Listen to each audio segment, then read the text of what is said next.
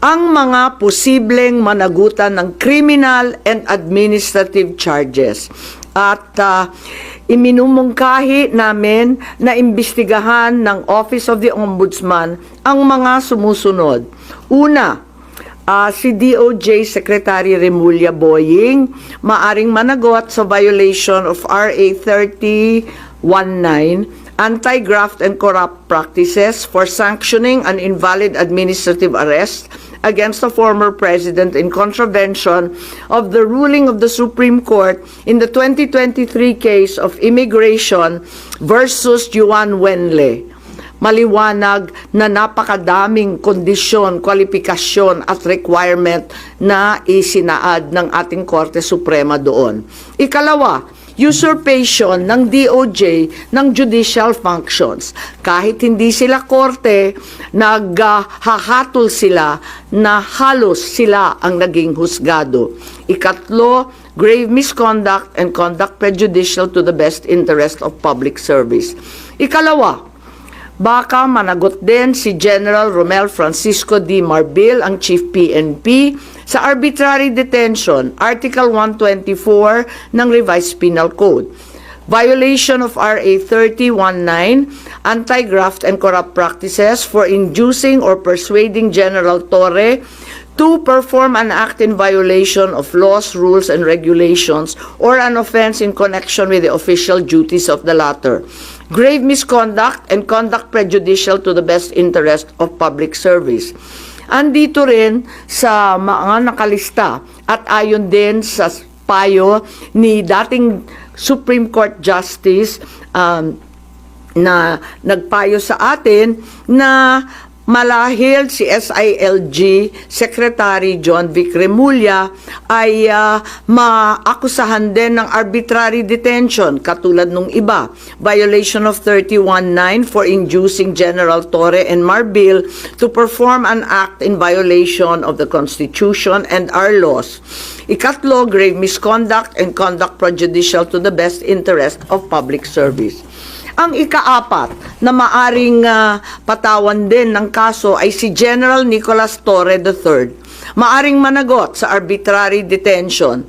2 counts of arbitrary detention, not only against the former president, but also against former Executive Secretary Medialdea. Ikalawa, violation of RA 7439 for not allowing the former president to be visited by VP Sara, both his daughter and his named counsel, and for forcing the former president's lawyers to leave him. Also, the violation of 3019 for allowing himself to be induced or persuaded by General Marbil or SILG Remulla to perform an act in violation of law, rules, and regulations in connection with his official functions. Grave misconduct and conduct prejudicial to the best interest of public service ay maaari ring ipataw laban kay General Torre. Ikalima, Ambassador Marcos V. Lacanilao. Maaring managot sa usurpation of official functions, Article 177 of the Revised Penal Code, pagsisinungaling sa ibang kaso at perjury sa ilalim ng Article 183 of the Revised Penal Code, false testimony in other cases, and perjury in solemn affirmation under Article 183 of the Revised Penal Code, at conduct prejudicial to the best interest of the service. So ito ang further findings namin. Hindi ko masara yung investigasyon kasi marami pa ring mga issue katulad ng sinong tumulong sa ICC, yung tungkol sa eroplano na nanatiling bukas at masalimuot. Ang mga posibleng managutan ng criminal and administrative charges. At iminumungkahi namin na imbestigahan ng Office of the Ombudsman ang mga sumusunod. Una, si DOJ Secretary Remulla Boying maaring managot sa violation of RA 3019, Anti-Graft and Corrupt Practices for sanctioning an invalid administrative arrest against the former president in contravention of the ruling of the Supreme Court in the 2023 case of Immigration versus Juan Wenle. Maliwanag na napakadaming kondisyon, kwalifikasyon at requirement na isinaad ng ating Korte Suprema doon. Ikalawa, usurpation ng DOJ ng judicial functions. Kahit hindi sila korte, naghahatol sila na halos sila ang naging husgado. Ikatlo, grave misconduct and conduct prejudicial to the best interest of public service. Ikalawa, baka managot din si General Romel Francisco D. Marbil, ang Chief PNP, sa arbitrary detention, Article 124 ng Revised Penal Code. Violation of RA 3019, anti-graft and corrupt practices for inducing or persuading General Torre to perform an act in violation of laws, rules, and regulations or an offense in connection with the official duties of the latter. Grave misconduct and conduct prejudicial to the best interest of public service. Andito rin sa mga nakalista at ayon din sa payo ni dating Supreme Court Justice na nagpayo sa atin na malahil si SILG Secretary John Vic Remulla ay maakusahan din ng arbitrary detention katulad nung iba.